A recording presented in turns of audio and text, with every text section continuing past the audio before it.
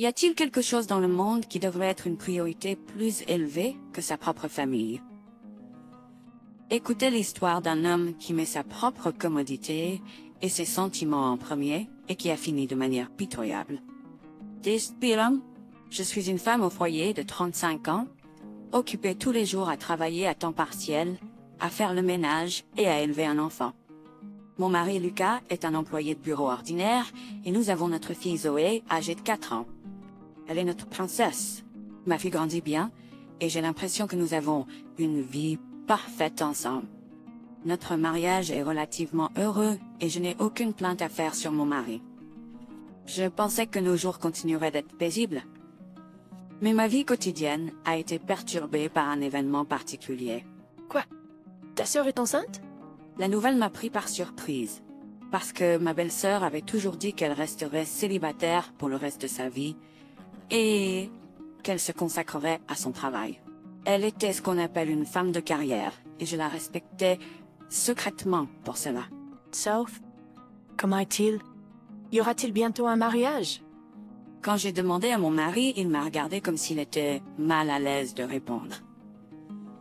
Le partenaire de ma sœur a une femme et des enfants. Quoi? Eh bien, ma sœur était plus passionnée par ça. Elle savait qu'il était marié depuis longtemps et a quand même poursuivi la relation.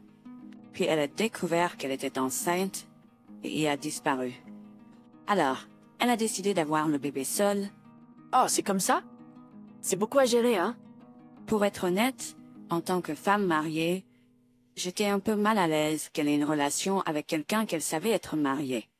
Mais j'ai décidé d'être heureuse pour sa grossesse. Donc il semble qu'elle va retourner chez ses parents pour élever son enfant. Même si mes parents sont toujours là, ça doit être beaucoup de travail.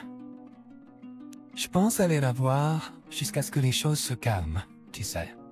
Je comprends ses préoccupations pour sa sœur célibataire qui va avoir un bébé.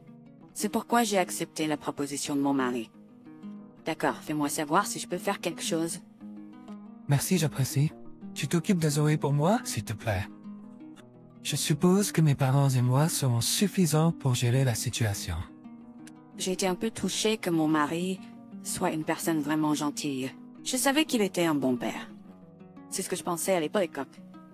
Le temps a passé et ma belle-sœur a donné naissance à un petit garçon en bonne santé. Il s'appelait Aaron. Je pensais que ce serait gênant pour eux si nous rendions visite juste après la naissance. Alors j'ai décidé d'aller voir le bébé après que les choses se soient calmées. Mais j'ai commencé à remarquer quelque chose d'étrange chez mon mari. Et maman, est-ce que papa rentre à la maison aujourd'hui? Désolé, chérie, il est occupé en ce moment. Soyons patients encore un peu. Choupfa papa. Les paroles de Zoé remettent à mon cœur. Mon mari n'est pas rentré à la maison depuis plusieurs jours maintenant. Depuis que ma belle-sœur a accouché, mon mari ne rentre à la maison que 2 jours par semaine. Les autres jours, il passe chez ses parents. J'ai accepté la proposition de mon mari, mais je n'aurais jamais imaginé que ça irait aussi loin. Et Lucas, je trouve que c'est un peu bizarre. Tu devrais rentrer à la maison un peu plus souvent. Zoé s'ennuie de toi. J'ai appelé mon mari et je lui ai tout de suite dit... De quoi tu parles? Elle a un bébé maintenant, et c'est le moment le plus difficile de sa vie.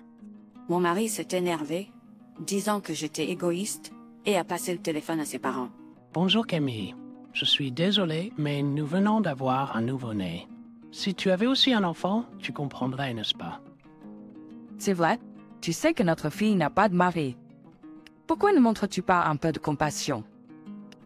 Ni mes beaux-parents ni mon mari ne semblaient penser que cette situation était inhabituelle. C'est pas normal qu'un père ne rentre à la maison que 2 jours par semaine. Après cela, j'ai patiemment continué à demander de l'aide à mon mari. Camille, je ne savais pas que tu étais si froide. D'accord, je rentrais à la maison.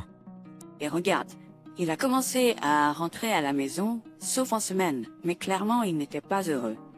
J'étais en colère contre son attitude, mais ma fille était tellement heureuse de voir son papa revenir que j'ai avalé ma colère. Puis un jour, Et où diable es-tu? j'ai appelé mon mari d'un ton dur. Où suis-je? Bien sûr, je suis chez mes parents. Quoi? C'est l'anniversaire de Zoé aujourd'hui? Pourquoi tu ne viens pas à la maison? Quoi? Aujourd'hui, c'est le jour où nous dînons chez mes parents, tu sais. En plus, je dois bénir Aaron plus tard. De qui es-tu? Quand j'ai élevé la voix, le téléphone était déjà accroché. Mon mari n'est finalement pas rentré ce jour-là. Je me demande si papa ne m'aime pas. J'aurais aimé qu'on puisse manger du gâteau d'anniversaire. Ensemble. Zoé a murmuré avec un air abattu. Papa est occupé au travail aujourd'hui. Alors, mangeons du gâteau avec maman aujourd'hui, d'accord? J'ai failli pleurer en regardant le visage triste de ma fille, alors qu'elle mettait le gâteau dans sa bouche, en retenant ses larmes. De qui es-tu une père? Qu'est-ce qu'il y a entre toi et ta sœur? Eh bien, c'est... Y a quelque chose? Non, c'est pas ça. C'est juste qu'elle traverse une période difficile, alors je dois être là pour elle. Mais tes parents sont à la maison. Pourquoi as-tu besoin d'être là aussi? Quand je lui ai demandé à ce sujet, il m'arguait comme si j'étais la méchante. Je me souviens, quand mon mari et moi avons décidé de nous marier, ma belle-sœur m'a dit ceci. Je pensais que mon frère m'aimait le plus, mais je suis contente qu'il ait enfin trouvé la bonne personne. Et à ce moment-là, je pensais juste que ma belle-sœur était une femme merveilleuse, indépendante et carriériste, et que mon mari et elle se souciaient profondément l'un de l'autre en tant que frère et sœur. Mais est-ce tout? Mes soupçons ont grandi. Un certain temps a passé, et Aaron a eu un an. Nous avons décidé d'organiser une fête d'anniversaire chez mes beaux-parents. Pour être honnête, je n'avais pas envie d'y aller. Est-ce que Aaron grandit? Je veux jouer avec lui? Ma fille a dit si innocemment, et c'est l'anniversaire de son cousin, alors j'ai décidé de l'emmener. Célébrons l'anniversaire d'Aaron avec toute la famille. Mon mari a dit, c'est pas l'anniversaire de Zoé. Je me suis souvenu à quel point elle était triste ce jour-là, mais je n'ai rien dit. Le jour de la fête, nous avons habillé Zoé dans sa robe préférée et sommes partis chez mes beaux-parents. Mon mari était retourné chez ses beaux-parents la veille, donc c'était juste moi et Zoé. Après un an de cette vie, c'était devenu la norme. Quand nous sommes arrivés chez mes beaux-parents, il y avait beaucoup de nourriture, de décorations et de cadeaux pour Aaron, tous alignés. Joyeux anniversaire, Aaron. Zoé a montré les cadeaux à Aaron et les a remis à sa mère, sa belle-sœur. Wow, Aaron, je suis tellement heureuse pour toi. Sans un mot de remerciement, la belle-sœur est passée devant Zoé. J'ai eu l'impression qu'elle était devenue un peu méchante. Elle n'était pas comme ça avant. Ma fille semblait un peu blessée par son attitude et avait une expression renfrognée sur le visage. Puis, mon mari, qui était déjà ivre, a appelé ma fille, viens ici. Zoé était heureuse d'être appelée par son père et a couru vers lui, souriante. Zoé sera la future femme d'Aaron, d'accord? Il a dit quoi? J'allais dire quelque chose, mais ma fille a répondu, non, je vais épouser William. William? Qui est-ce? William, c'est mon ami de la maternelle. Il est intelligent et cool. J'aime William. Zoé a dit ça, et a essayé de lui raconter ce qui s'était passé d'Athénelle à Moumel. Puis mon mari a soudainement dit, non, tu vas épouser Aaron. Ne pense à rien d'autre. Il lui a crié comme un fou. Je n'ai pas pu m'empêcher de me précipiter, Basin. Mon harito. Et qu'est-ce que tu dis? Ouais. Toi, Camille, tu devrais au moins discipliner ta fille. Elle ne peut pas avoir de petite amie. Je n'arrive pas à croire que tu puisses dire une telle chose à ta propre fille. De plus, ma belle-sœur est gêne de voir le mariage. Ne laisse pas Zoé sortir avec n'importe qui, Camille. Elle ne plaisantait pas, elle avait l'air sérieuse. C'était encore plus effrayant que mes beaux-parents, rien, comme s'ils étaient d'accord avec ma belle-sœur. Je n'en peux plus. Je ne veux pas rester une seconde plus certaine de toi. Je n'ai pas pu m'empêcher de hausser la voix. Ne sois pas ridicule. Zoé est une personne, pas une marionnette. J'ai pris ma fille par la main et nous avons quitté la maison de mes beaux-parents. Elle n'a jamais eu un homme adulte lui crier dessus comme ça auparavant, et elle pleurait à chaudes larmes. Ce n'est pas papa. Ce n'est pas papa. Ce n'est pas papa, n'est-ce pas, maman? Je l'ai serré fort dans mes bras et j'ai pris ma décision. Je n'ai pas besoin de lui. C'est un mari et un père médiocre. J'ai pris des mesures immédiates pour protéger ma fille, j'ai décidé qu'elle et moi resterions chez mes parents pendant un moment. Enfin, environ 2 semaines après notre séparation, j'ai reçu un appel de mon mari. Eh, où es-tu? Je n'ai pas à répondre à cette question. Que veux-tu?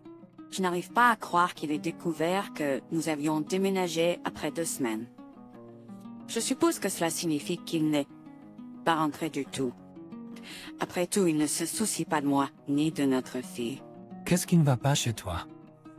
Comment va Zoé? Mon mari a demandé avec impatience. J'ai pas à répondre à cette question, non plus. Au revoir. Sur ce, j'ai raccroché le téléphone. Je voulais éviter tout contact entre Zoé et mon mari pendant un moment, donc je ne lui ai pas dit où nous étions. Mais ensuite, il a commencé à me contacter tous les jours. Allez Camille, dis-moi où tu es. J'ai besoin de voir Zoé. Nous sommes une famille. Être séparés les uns des autres n'est pas juste. Et quand je lui ai pas dit où nous étions, il a finalement explosé de colère. Ne retourne pas Zoé contre moi pour tes raisons. Qui es-tu pour me dire quoi faire? Il était tellement égoïste que je me suis mise en colère et je lui ai crié dessus au téléphone. Si tu vas parler comme ça, autant venir ici. Je vais te donner les faits. Quand j'ai dit à mon mari que je restais chez mes parents, il m'a rendu visite dès le week-end suivant. Quand Zoé a vu mon mari, elle s'est rapidement cachée derrière moi. Il a été choqué par sa réaction. Zoé, c'est papa. Qu'est-ce qui ne va pas? Je ne t'aime pas. Tu me fais peur. Je veux maman. Maman Stinger. Elle a attrapé mes vêtements et ne voulait pas lâcher et, décidant que c'était trop dangereux de continuer, j'ai emmené mon mari. Zoé, pourquoi? Il tenait sa tête dans ses mains. Tu vois, ce n'est pas moi qui te rejette. C'est Zoé. Bien sûr qu'elle te rejette. Après que tu lui aies crié dessus comme ça, pas étonnant qu'elle te déteste. Mais je l'ai fait pour ma sœur. De quel père es-tu? Qu'est-ce que ta sœur représente pour toi? Mon mari est silencieux. J'ai demandé à mes parents de s'occuper de ma fille pour le moment et j'ai décidé d'aller dans un café à proximité pour parler avec mon mari de l'avenir. Dès que je suis arrivée à la table, j'ai présenté les papiers de divorce à mon mari. Il m'a regardé avec une expression stupéfaite sur le visage. S'il te plaît, divorce-moi. Je veux m'éloigner de toi, et Zoé aussi. Je l'ai fait juste pour ma sœur. Je pensais que toi et Zoé comprendriez. Je ne comprends plus ce qu'il dit. Pourquoi devons-nous suivre ton égoïsme? J'ai été dure avec mon mari et j'ai exigeant de savoir ce qu'il avait dit. J'aurais pu en rire si tu avais plaisanté sur Zoé devenant la femme d'Aaron. Mais tu lui as crié dessus, tu ne t'as jamais excusé. Tu as une idée de combien ça a blessé Zoé? Et combien elle a pleuré? Tu parles toujours de toi? Je te le demande encore, Ava. Que représente ta sœur pour toi? Elle ne me semble pas juste être une sœur. Alors mon mari a commencé à murmurer la vérité. Mon mari et sa sœur étaient vraiment proches. Ils ont voyagé ensemble aux sources chaudes et à l'étranger, se sont envoyés des cadeaux pour leurs anniversaires respectifs et partagé toujours une chambre à la maison. Quand ma belle-sœur a appris que mon mari et moi allions nous marier, elle m'a dit qu'elle pensait que mon frère l'aimait le plus. Je savais que c'était à prévoir, mais ils étaient des frères et sœurs avec une connexion émotionnelle inhabituelle et extraordinaire. Je n'ai pas de relation avec elle, tu sais? Mais je l'aime. Je l'aime en tant que personne et je l'aime en tant que sœur. Alors quand j'ai appris qu'elle allait avoir un bébé sans être mariée, j'ai voulu l'aider. Le mariage d'Aaron et Zoé était l'idée de mon mari et de ma belle-sœur. Si nous ne pouvons pas être ensemble, laissons nos enfants se marier. C'est horrifiant. La raison derrière la négligence du mari envers sa femme et sa fille. Je vois maintenant toute la situation. Tu penses que je vais te laisser t'en sortir comme ça? Je ne te pardonnerai jamais pour ta cruauté envers Zoé. Et comment oses-tu dire que la famille devrait être ensemble? Mon mari a baissé la tête et a dit d'une voix calme, « Ma sœur va bientôt déménager. Elle va se marier. » Fine. Donc, tu vas juste te sentir seule et essayer de nous refaire une famille? Ça n'arrivera pas. La réponse immédiate de mes têtes sans m'arrêter de sacre H. S'il te plaît, je serai un bon père à partir de maintenant. Je Mozari. S'il te plaît, Camille. Il a baissé la tête. Laisse-moi tranquille. Je te fais plus confiance. Zoé ist pein. Nous ne faisons plus confiance à tes parents et ta sœur non plus. C'est complètement fou que des gens puissent sourire aussi ouvertement à propos de ce qui s'est passé à la fête d'anniversaire. Depuis lors, Zoé n'a jamais pu bien parler à des adultes en dehors de moi et de mes parents. Elle voulait juste célébrer l'anniversaire de sa cousine. Tu as détruit son âme innocente. Je ne te laisserai plus faire, et je ne te pardonnerai jamais. Je veux divorcer. Je veux avoir la garde. Je peux pas laisser ma fille avec toi. Qu'en dis-tu?